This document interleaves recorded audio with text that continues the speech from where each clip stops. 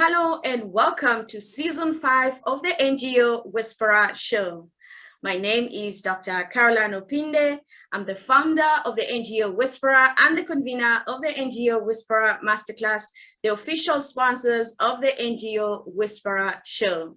Here at the NGO Whisperer, we provide technical support to nonprofits and social enterprises so they can successfully impact people's lives. Season 5 of the NGO Whisperer Show is dedicated to the NGO Whisperer Global Fellows class of 2021, who graduated on the 29th of January, 2022. And joining us today is one of our Global Fellows, Kseniya Filinova-Bruton, the founder of the Educape Trust in South Africa and the creator of Shakespeare School Festival, South Africa. Kseniya, welcome to the show.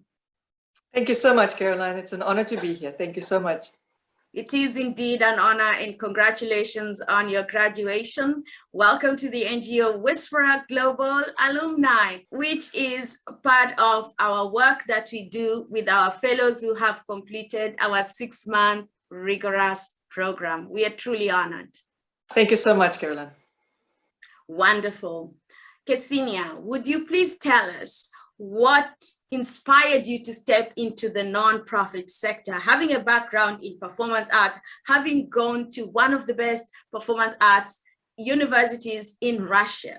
You found yourself in the nonprofit space and in South Africa. Share with us, how did you get there? Caroline, it's been an amazing journey. Like you say, obviously with my performing arts background, I grew up in Russia in a family of actors. My mom was an actress. My father was a director of a theater. So from a early age, as far as I can remember myself, I've been exposed to theater process of making productions, watching my mom on stage, watching my father at work. And it's just an amazing space where live performance on stage in front of live audience really empowers people and builds their self-confidence, and it's just really great. Not only fun, but I think it's a wonderful way of developing your imagination and creating a world, different worlds on the stages. I've moved to South Africa in 1995 and was very fortunate to find myself a job teaching in a school and working with the young people and bringing them into the world of performing arts and running my drama club, which in fact inspired me, where I saw the response from these young people I worked with in one of the schools in Cape Town, how they developed in the process of attending drama classes, performing on stage, and I was directing a couple of shows with them. And I thought maybe it's a great opportunity to look in building a festival in which we can include more schools in South Africa to take part. And Shakespeare Schools Festival was born officially in 2011. And we're now in our 12th season, where we work with the local schools from various communities, from different backgrounds, and we're really bringing the young people together in the festival environment where they perform abridged Shakespeare productions in the professional theatres. So really give them an opportunity not only to perform the Shakespearean plays, but actually exposing them to the world of professional theatres in South Africa. We work with a number of partners in South Africa, including 5 professional theatre venues. Obviously, our stakeholders include schools, primary schools, high schools. We work with the teachers, we work with the student directors. We obviously reach, most probably our impact is also further into the communities and the parents of these young people that perform in the festival. So really, we call ourselves a Shakespeare family, because once we've kind of have the schools joining our festival, we look after every single child, every single parent, every single teacher that we work with, and create this atmosphere of celebrating life, celebrating these young people and their talent, and how they inspire us to be better, and how they can make the better of their future in the process of performing arts and education. That is truly amazing. Kseniya, would you walk us through how a school becomes a partner of Educape Trust and becomes part of the Shakespeare Schools Festival South Africa program? Caroline, the process is very simple. Obviously, they can first find our website and perhaps, read about the festival, get to know the information, have a look at our YouTube channel just to give them a taste of, some of the videos that we have available. But also my team on the ground, our coordinators will be, often we actually ask our coordinators to do a school visit and actually have a personal meeting with the teachers that are possibly interested to, to take part in our festival program. And I believe that the personal touch is very important. We often communicate just on emails, and we find ourselves, in the kind of on the online sort of world where we really like to give that personal touch, and meeting with the teachers, and any interested school that would like to take part in the festival can get hold of us very easily through our website, or simply register. It's a very simple 5-minute process to register on our website. Send us an email, give us a phone call, and by registering, you basically entering into the space of being part of the festival. And then once registration comes in, then we communicate with the teachers where they receive the resources of the play, and then we schedule them for the workshops that we run prior to the actual festival performances to give them all the tools necessary to prepare their young, talented children to perform their Shakespearean play. That is absolutely amazing. I'm also aware that you work with children who are differently abled, and you have achieved tremendous results, boosting their self-esteem and confidence in public. Share with us examples of schools that you've worked with of differently abled children, and what the children or the teachers or even the parents have shared with you as a result of their children being part of the Shakespeare Schools Festival South Africa. Oh, Caroline, these particular learners and these schools that we work with for the differently abled children are extra amazing. They are real champions. Knowing that they're differently abled, for example, Delabat School for the Deaf Learners in Cape Town and Pioneer School for Visually Impaired learners that have been taking part in the festival for the past, I think, about 4 or 5 years. Every year, they bring amazing productions. We actually, as a festival, we're very inclusive. We don't exclude children from being from different backgrounds or different communities. And I think the atmosphere of the festival being friendly and non-competitive gives these particular learners an opportunity to feel included and not any way different, regardless of their possible differently able situation that they possibly faced. Obviously, they faced with a lot of challenges in their lives, and we give them a chance to be included in our Shakespeare family in such a way that they feel empowered, they feel that they are not differently abled at all, and they actually bring some amazing productions where we, maybe one example I can share, Delabat School for the Deaf Learners, when they performed Romeo and Juliet in their first year, when they took part in the festival, they had the entire audience sobbing at the end. As we know Romeo and Juliet's story so well, and we kind of, we understand what the ending will be, but even with the knowledge of the ending, I think just the emotional connection that these children have with the plays and with the characters is something extraordinary, really, really powerful.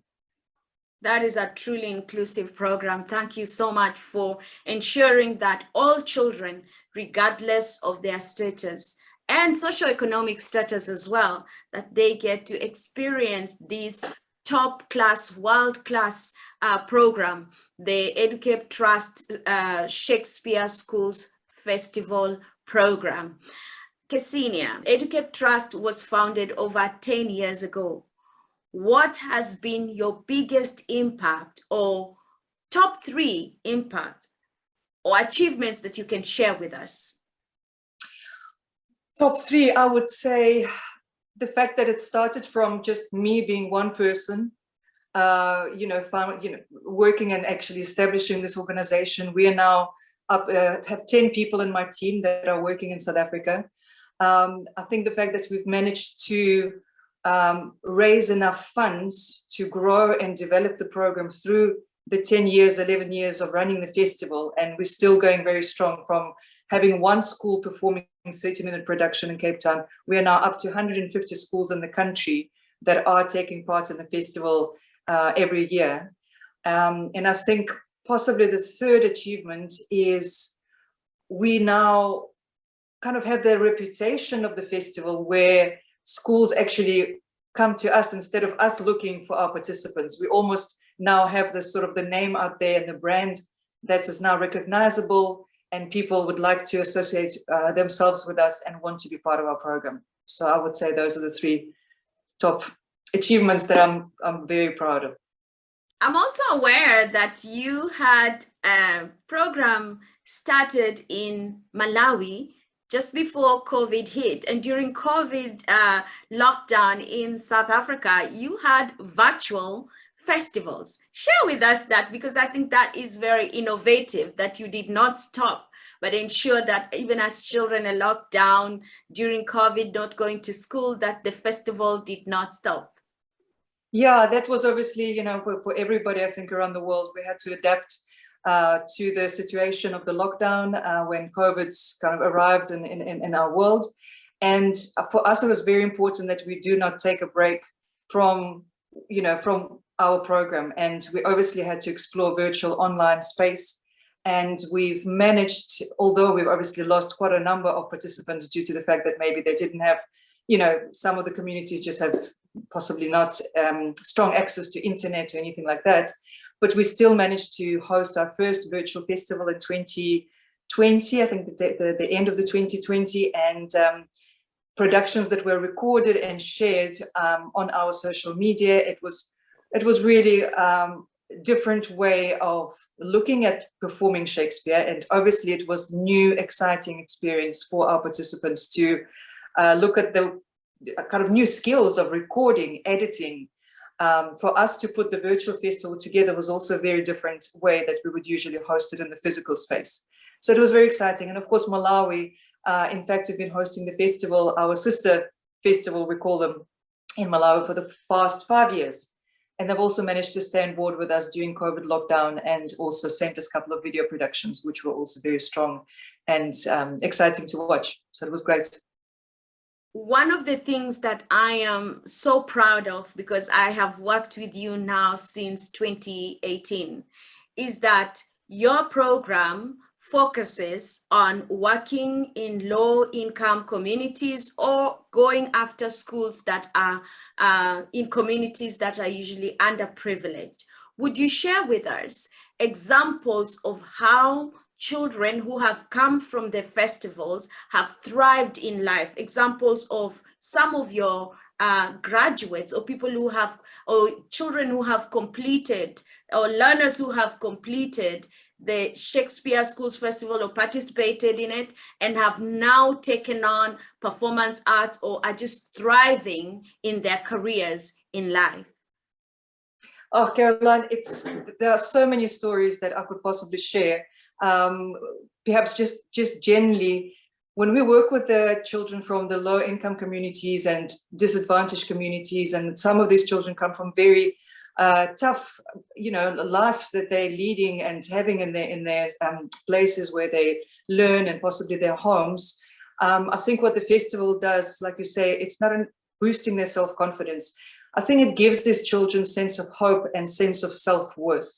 A lot of these children might be experiencing, situations where they're not cared for well, not loved enough, and, you know, not given that chance of feeling that they are worthy of a good future for themselves. And that's where the festival, one of the impacts is we give these children that feeling of strong personality, which they can grow, develop, and go beyond when they leave school and make better choices in life. And there are a number of children I know that have actually taken performing arts as their profession, and they went on to study in the universities and the drama departments, and some of them made it to perform in some of the local soapies, for example, or some of them decided to go into the technical aspects of theatre making, like your sound and lighting, for example, or even working in the theatre as a front of house professions. So really, once again, I think the festival opens the doors where these children can feel that they are worthy and they can make good decisions, and they make those good decisions, and often will reflect on Shakespeare Schools Festival being that turning point for them, where they could decide my life, I'm worthy of a better life, and I can actually make something strong and will be a good person going forward. Brilliant. Thank you for the amazing work that you do. Thank you to the entire team in South Africa, in Malawi, and of course you in Russia. Wonderful. Yeah. Kseniya, you have completed the NGO Whisperer Global Fellowship Program that ran from July to December 2021. You graduated on the 29th of January 2022. What inspired you to join the fellowship program? Caroline, I think I was just honored to receive the invitation from you to take part in this fellowship program. And when I looked at the actual content that was, of the workshops and masterclasses that we were about to attend and to learn, for me, I saw a great opportunity for further professional development. As you know, I think in the nonprofit sector, it's a constant growing experience. One needs to keep in mind that you have to continue your education, and any opportunity where I can learn, especially improving my professional status, being a CEO of a nonprofit organization and running my organization and growing it further. That was just an amazing opportunity to be part of this program, which I'm super grateful for. Thank you. We're just so honored to have you. What are the 3 new areas of knowledge or learning that you gained at the NGO Whisperer Global Fellowship Program? Few things that were just, I think, really new and fresh, and I'm looking forward to take it into, further working in my space. One of them was the analysis, the pastel analysis. I might not have all the words in place, but looking at your organization from the perspective of everything of where the country where you're working is at, from political to economical, and all of those things that will affect, obviously, your possibly your sector. So doing the research and the pastel analysis was really, really helpful. Strategizing in the fundraising space and using the social media where you can run the fundraising campaigns was also very, very useful. And monitoring evaluation is also one of the spaces where we're continuously trying to develop and grow and see how we can improve, monitoring the work that we do and the impact of our work. So those are the 3 areas I think that are very powerful for me. But overall, the entire program is just really, really, really strong, and a lot of new knowledge that I took away from the program. Thank you so much. So far, how has your organization changed as a result of you participating at the NGO Whisperer Global Fellowship Program? Oh, Caroline, the fellowship program given a lot of tools and new knowledge, which we've implemented already, some of it that we managed to implement end of last year. One of the things that I was really excited to talk to my team members, and one of the things that I've learned in the fellowship program is when you have to find a time to really step back from your sort of every day-to-day workload and look at what you're doing and why you're doing it, because I think that reflection is really important, and it also boosts that confidence, of everybody involved in actually making our work possible. So it was really good and fresh to speak to my team members and ask them what they think about what we do and why we're doing it. And that reflection really helped us to kind of put some interesting points into our documents, which hopefully will then be developed further into our strategizing, 3-year planning, and of course, fundraising campaigns. So a lot of the tools that I've learned in the fellowship program have helped already and will be helping even more going forward. I think it's just a continuous process of growing and developing. Wonderful. We are glad to hear that.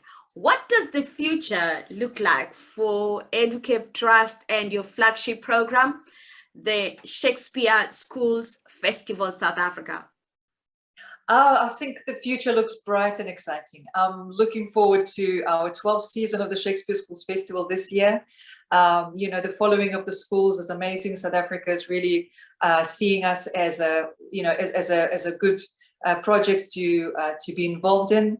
Additionally, we also started another project that was inspired by the lockdown time of COVID, we're calling it the Open Borders Project, which connects the young people around the world from South Africa, Malawi, Russia, Estonia. These are the 4 countries that we have a reach to, and these young people connect on online space, preparing their Shakespearean productions and the Zoom. But not only the Shakespearean production, they also have an opportunity to meet each other, to learn about each other's cultures and make new friends. And it's going to be our 2nd season this year.